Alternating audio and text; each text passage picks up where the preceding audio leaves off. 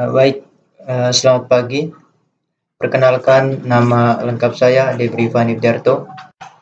Eh, saya dari jurusan Sosiologi, eh, Fakultas Ilmu Sosial dan Ilmu Politik, di mana pada kesempatan ini saya akan menjelaskan tentang cara, model, dan kemungkinan terjadinya korupsi pada anggaran dana penyelesaian virus corona. Selama ini dunia begitu digegerkan dengan yang namanya virus corona. Di mana virus corona ini awal mulanya itu ditemukan di suatu kota di Cina, yaitu di Wuhan, di Tiongkok. Virus ini sebenarnya adalah virus yang bukan virus baru, di mana virus corona ini itu berasal dari hewan-hewan unggas dan makanan, sehingga semua orang menjadi cemas dan gelisah dengan adanya virus corona ini yang begitu sebar meluas di dunia. Rasa cemas dan gelisah yang dirasakan masyarakat dunia sekarang ini tentu juga dirasakan oleh masyarakat di negara Indonesia, di mana virus ini adalah virus yang sifatnya menular, di mana bentuk atau gejala dari virus corona ini atau virus COVID-19 ini seperti dia punya gejalanya itu seperti demam, batuk, batuk kering, kelelahan, sakit, dan nyeri, hidung tersumbat, pilek, sakit tenggorokan, dan juga diare. Penyebaran virus corona ini pertamanya itu adalah dari orang ke orang, di mana melalui cairan hidung atau cairan mulut, misalnya seperti penderitaan batuk. Anda mungkin menyentuh cairan tersebut dan kemudian tangan memegang hidung atau mulut atau mata, sehingga untuk itu perlu kita hindari kontak langsung dan dengan orang yang terpapar virus corona. Yang pertama adalah di mana cara atau bentuk untuk mengatasi virus corona ini.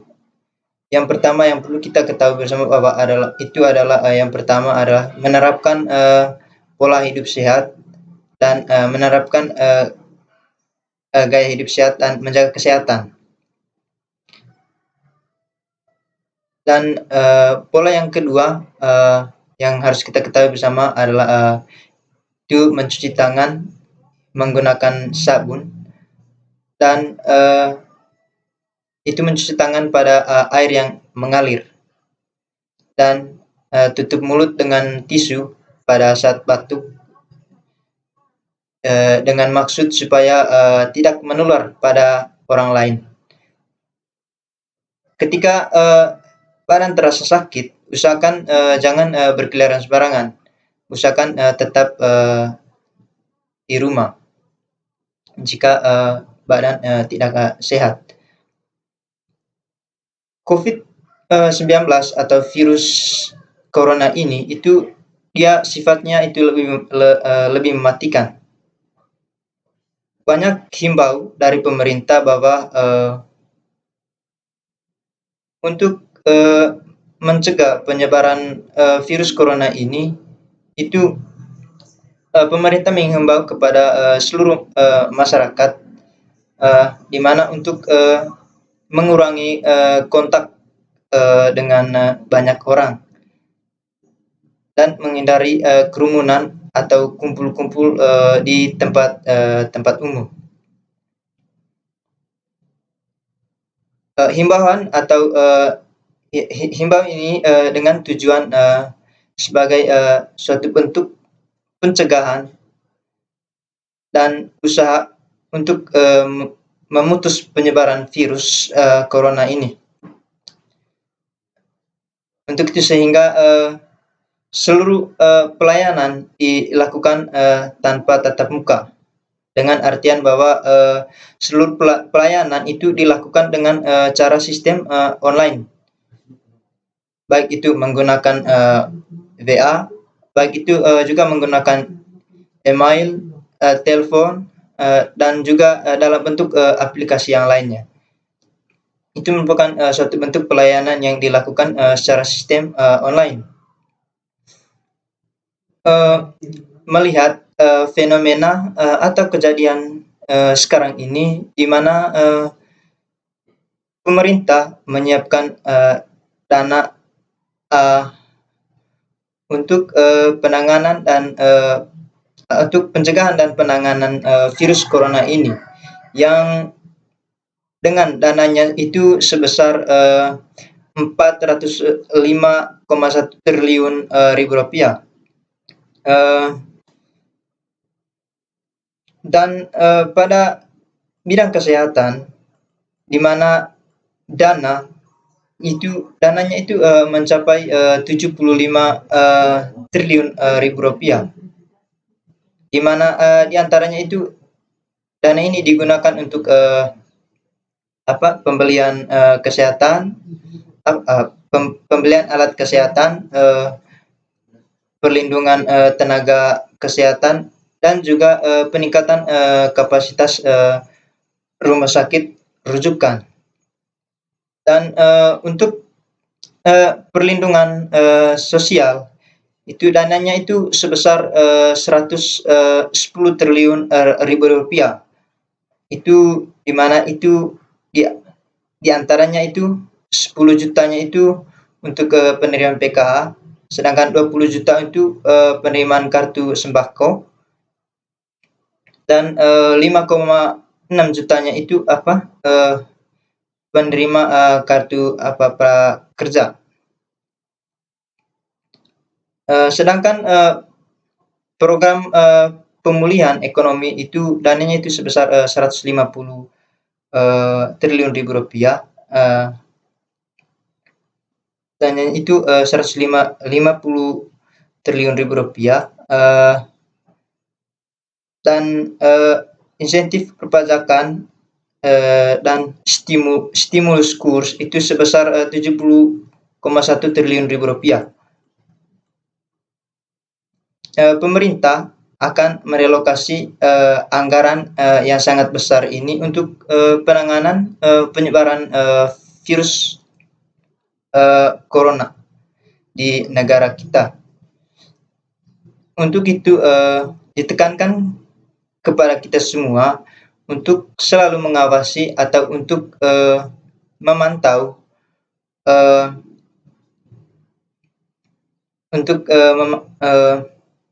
mengawasi dan juga memantau dana yang sebesar ini. Apakah dana ini sudah tepat pada sasaran atau tidak? Karena kemungkinan besar bahwa korupsi itu akan selalu ada. Untuk itu diupayakan kepada lembaga pemerintahan yang bertugas mencegah tindakan korupsi itu memeriksa kembali keuangan negara. Juga perlu pekerjaan yang ekstrim itu untuk memantau relokasi anggaran dan kebijakan dalam menangani virus corona ini. Jangan sampai dana yang dikeluarkan oleh pemerintah yang digunakan untuk penanganan virus corona yang melanda negara kita, dan itu juga digunakan untuk mempertahankan daya beli masyarakat demi meredamnya dampak virus corona ini.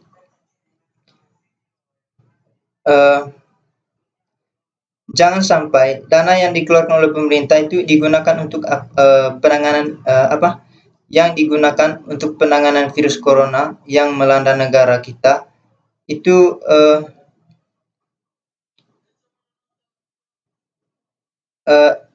digunakan untuk keperluan-keperluan yang tak seharusnya. Di mana di sisi lain timbulnya kekhawatiran terhadap oknum-oknum tertentu yang memanfaatkan besarnya dana untuk kepentingan mereka pribadi.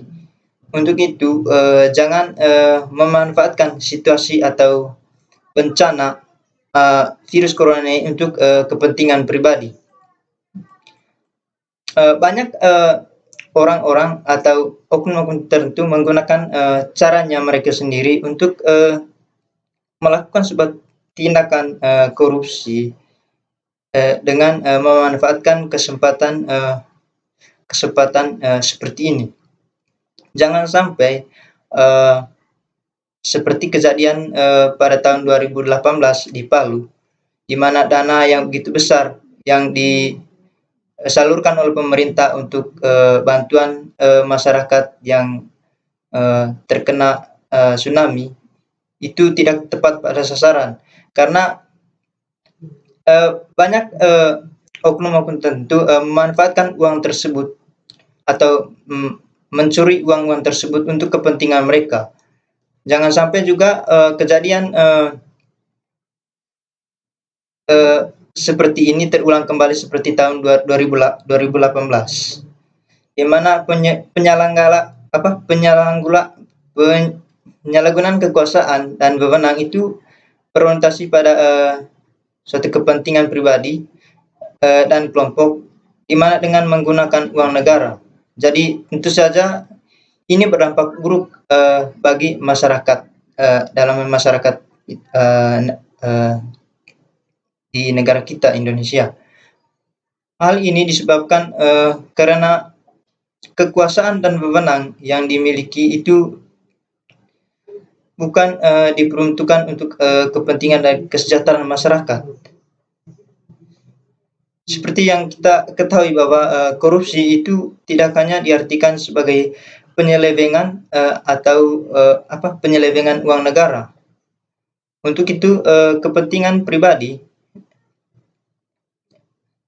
tetapi untuk kepentingan pribadi.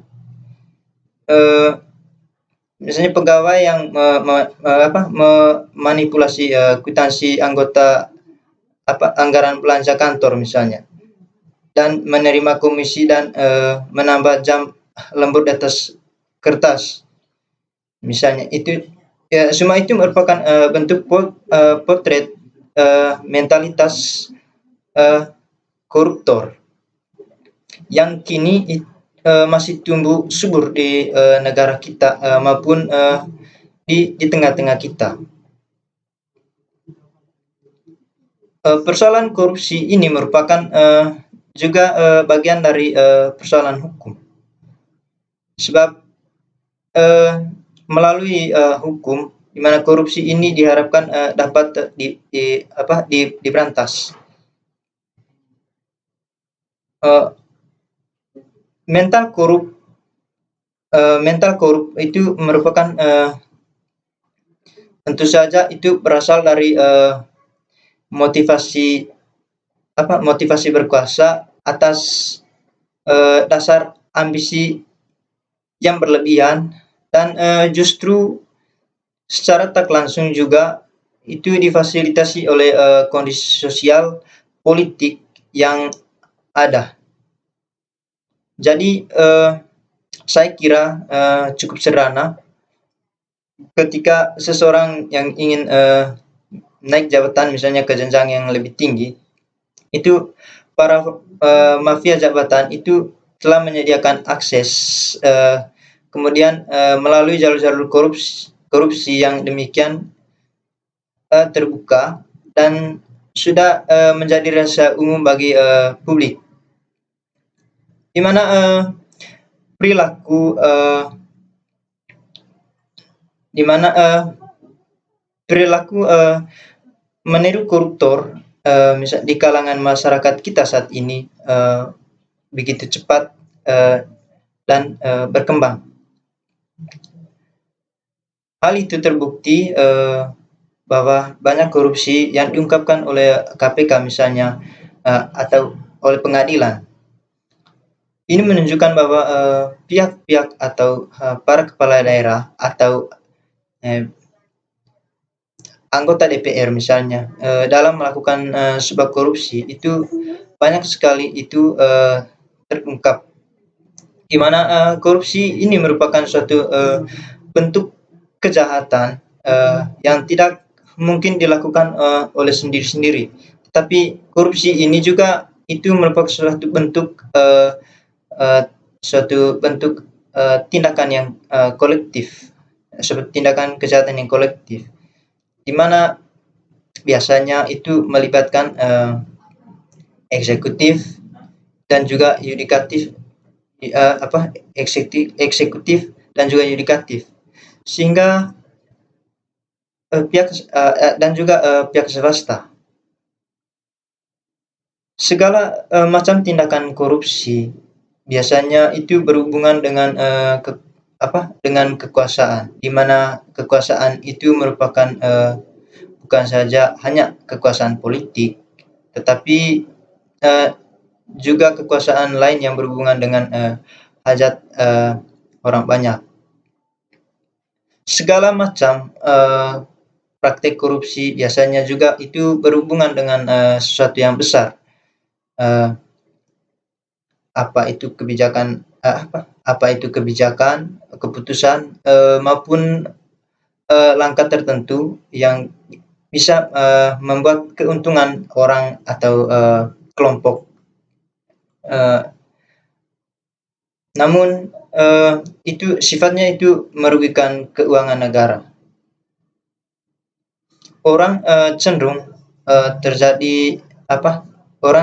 untuk terjadinya melakukan korupsi itu karena berkaitan dengan yang namanya kesempatan. Ini bisa terjadi pada siapa saja. Korupsi itu juga berhubungan dengan suatu untuk memusatkan sesuatu yang besar dan berkaitan dengan kehidupan orang banyak. Ada juga korupsi itu berhubungan dengan sistem birokrasi, di mana jika birokrasi misalnya bermental korup, apapun tindakan itu berujung pada keinginan memperkaya diri sendiri dan merugikan negara. Bisa saja juga korupsi itu terjadi karena kurangnya keteladanan yang dicontohkan pemimpin misalnya. Jika pemimpin memberikan suatu sikap atau contoh anti korupsi, maka jajaran di bawahnya juga tentu akan berpikir ulang untuk korupsi. Jadi mungkin itu saja hasil presentasi saya. Terima kasih. Saya ucapkan selamat pagi. Sekian.